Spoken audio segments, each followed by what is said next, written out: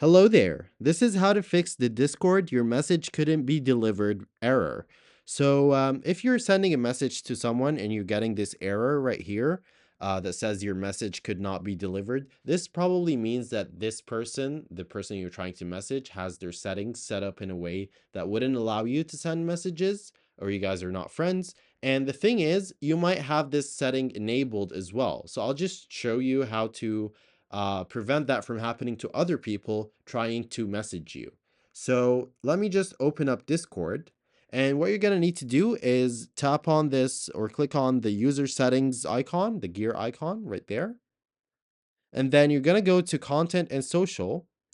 Then you'll need to scroll down till you find social permissions and make sure that direct messages and message requests are toggled on, both of them.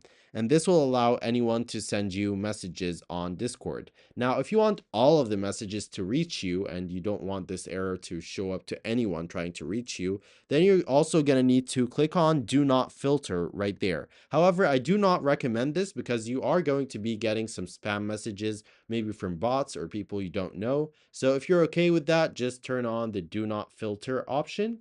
And yeah, that is pretty much it. Hope that video is helpful.